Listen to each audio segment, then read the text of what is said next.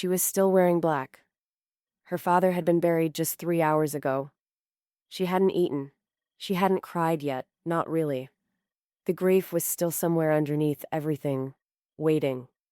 Karen Merritt, 52 years old, stood in the living room of the house she had lived in for 4 years. The house where she had slept on a pull-out couch so she could hear her father's call button. The house where she had learned to administer 4 different medications in the correct order, at the correct time, without fail. The house that her father had said, more than once, more than 10 times, was hers. She was pouring herself a glass of water when her brother David walked in. He wasn't in black. He was wearing a charcoal blazer and carrying a manila folder. He set it down on the kitchen counter. "I need you to read this," he said. "And I need you out by the end of the month." Karen stared at the folder, then at her brother, then at the folder again. "What is that?" David opened it, slid a document across the counter. A deed transfer, their father's signature at the bottom. "Dad updated his estate plan 6 months ago," David said. "The house is mine. It's been mine, legally, since March." No. And just like that, with guests still in the other room, with flowers still on the table, with her father barely cold in the ground, Karen Merritt's world collapsed. Let me tell you who Karen was before all of this. She had a career. A good one. 14 years as a human resources manager at a regional hospital. She had her own apartment, a small savings account, a life that was finally starting to feel like it was hers. Then her mother called. Her father had fallen. He wasn't seriously hurt, not that time, but the fall was a warning, and Karen heard it clearly. Her father lived alone. He was 77. He had early-stage Parkinson's, a bad hip, and a stubbornness that made home nurses quit within 2 weeks. So Karen made a choice that millions of people make every year, quietly, without ceremony. She gave notice at her job. She sublet her apartment. She moved into her childhood home with 2 suitcases and a box of her father's medications, and she started over.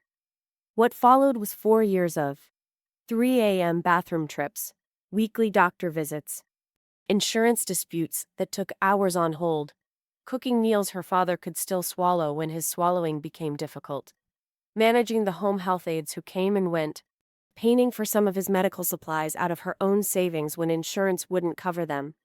She did not complain. She did not keep score. She did it because she loved him. And because her father, Richard Merritt, a retired schoolteacher who had always said exactly what he meant, had told her, clearly, "This house is yours when I'm gone, Karen. You've earned every room of it." See Richard and the relationship. Richard Merritt was 81 years old. He had the kind of face that made strangers trust him immediately. Deep-set eyes, a calm voice, a habit of thinking before he spoke. He had 2 children, Karen, the younger, who had stayed close, and David, the older, who had built a real estate business 3 states away and visited 4 times a year at most. Richard loved both of his children. But he knew them. He knew that Karen had rearranged her entire life for him. He knew that David sent gift baskets at Christmas and called on Sundays for exactly 12 minutes. He knew the difference between love and convenience. In his clearer moments, Richard would sit in his chair by the window and say things to Karen that she tried not to treasure too much, because she knew she'd need them later. "You're the one who showed up," he'd say. "I see what you've given up. This house is yours. I've made sure of it." What Karen didn't know, what she couldn't have known, was that something had changed 6 months before her father's death. David had visited in March. The visit was longer than usual. He and his father spent 2 full afternoons alone in the study. After that visit, Richard seemed different. Quieter. More tired. His sister Margaret, Aunt Marge, noticed it too. But she said nothing. She assumed it was the illness progressing. She was wrong about what was causing it. The funeral and public betrayal. The funeral was held on a Thursday morning in October. 60 people came. Former students of Richard's, neighbors, old friends. Karen stood at the front, greeted every person, accepted every hug, and held herself together with everything she had. David gave a eulogy. It was polished, eloquent. He talked about his father's integrity, his commitment to family, his belief in doing the right thing. Karen listened and thought, he practiced that. After the burial, guests gathered back at the house. Karen moved through the rooms quietly, refilling glasses, accepting condolences, thanking people for coming. She didn't notice David circling the room. She didn't notice him speaking in low voices with two uncles and a cousin. Not until her Aunt Marge appeared at her elbow, face pale. "Karen," Marge whispered, "what is David telling people?" 3 minutes later, Karen was in the kitchen. And David was standing in the doorway of the living room, speaking loud enough for 8 people to hear. "Dad made his wishes clear before he passed. The estate is settled. The house transfers to me, which is what he wanted." Silence. One of the uncles nodded slowly. A cousin looked at Karen, then quickly looked away. That was the moment Karen understood. He hadn't just brought a document. He had prepared the audience first. The betrayal buildup. Family sides with David. In the days that followed, Karen discovered just how thoroughly she had been rewritten. David had spoken to nearly every family member individually, some before the funeral, some after. By the time Karen began making calls of her own, the story was already fixed. Their uncle said, "Karen, I think you need to let this go." David showed me the paperwork. It's legal. Their cousin said, "Honestly, Karen, you've always been a little emotional. I think Dad just wanted to make sure everything was handled properly." Emotional. That was the word they kept using. Emotional, unstable, difficult. The woman who had managed her father's medical care for 4 years, who had negotiated with insurance companies, coordinated with 3 different doctors, and kept detailed records of every medication, was now being described as too emotional to understand a legal document. Only Aunt Marge refused to join the chorus. Something was wrong with your father after David's March visit, she told Karen quietly, over the phone. I don't know what David said to him in that room, but Richard was frightened afterward. I could see it. Frightened. Karen wrote that word down. She didn't know yet why it mattered. She would. The breaking point. 30 days after the funeral, Karen began packing. She had consulted a lawyer. The deed transfer appeared valid on its surface. Challenging it would take time and money she no longer had. She'd been out of the workforce for 4 years, and her savings were nearly gone. So she packed. She packed the photo albums her father had kept on the shelf by the window. She packed the ceramic bowl her mother had made in a community art class 30 years ago. She packed the sweater her father had worn on his last good day, the day he'd sat outside in the October sun and said, "I'm at peace, Karen." I want you to know that. She was in her father's closet, taking down the last of his things to donate when she found it. A small sealed envelope, tucked behind a wooden box on the highest shelf. On the front, in her father's careful handwriting, "For Karen. To be opened if there is any dispute over my estate. Give this to Attorney Gerald Walsh." Karen sat down on the closet floor. Her father had known. He had known and he had prepared. The turning point. Attorney Gerald Walsh had been Richard Merritt's personal lawyer for 19 years. When Karen called, he was not surprised. "I've been waiting for your call," he said quietly. "Your father came to see me alone, in August. 3 months before he passed. He told me what he was afraid of. He gave me a document to hold. And he gave me specific instructions." Walsh explained. The envelope Karen found was a secondary letter, a personal communication from Richard. The sealed legal document was already in Walsh's possession, secured in his office, waiting for exactly this moment. Richard Merritt had understood his son better than David realized. He had also understood that a frightened old man's signature on a new deed transfer could look legitimate on paper, unless someone knew to look for what was wrong with it.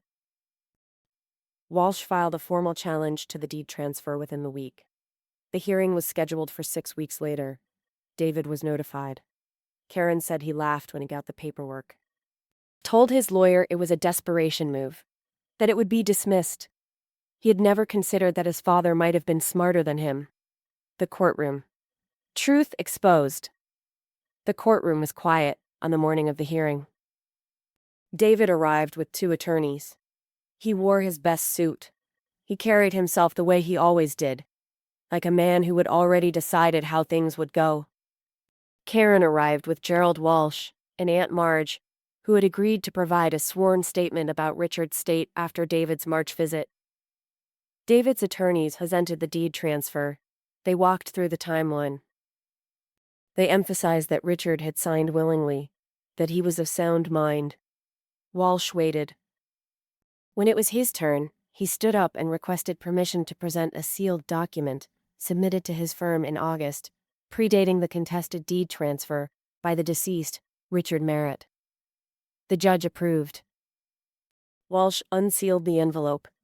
Inside, a notarized, signed statement from Richard Merritt, dated August 14th, 2 months after David's March visit, 1 month before Richard's health declined sharply.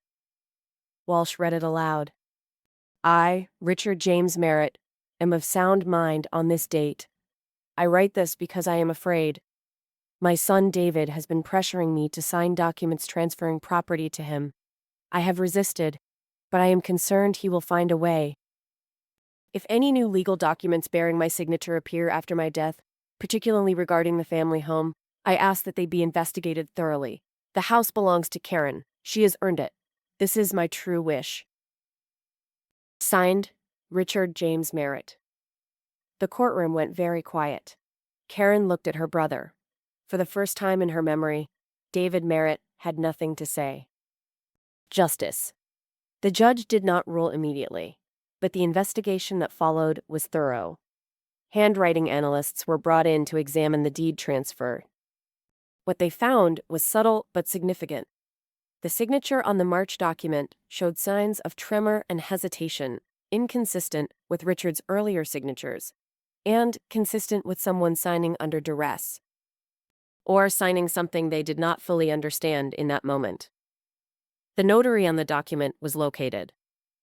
Under questioning, they admitted David had been present during the entire signing, something that, combined with Richard's own statement about feeling pressured, cast serious doubt on the transfer's validity. David's attorneys negotiated. In the end, the deed transfer was voided. The house reverted to the estate and was awarded to Karen as Richard's original legally documented will had specified. David faced a formal referral for elder financial exploitation. He did not face criminal charges. His lawyers were effective at that much, but his name was attached to the investigation. Permanently. The family members who had called Karen emotional and unstable were very quiet when she called to tell them. Aunt Marge was not quiet. She said exactly what she'd been wanting to say for months. Karen thanked her and let her say it. With several rulers of our lives, Karen walked back into the house. She hadn't stayed there in weeks. The rooms felt both familiar and strange, the way grief makes everything feel slightly out of place. She walked slowly, through the kitchen, through the hallway, past the small table where her father's medications had once been lined up in their daily organizer. She stopped at the door to his room. She pushed it open. His chair was still by the window.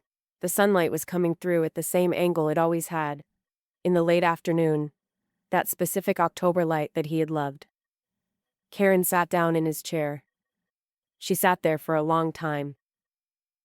And then she said, quietly, to the room, to the light, to whatever part of him might still be listening,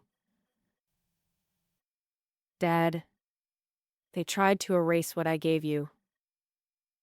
But the truth came home first. Outside, the October leaves were falling, and for the first time in a very long time, Karen Merritt was home.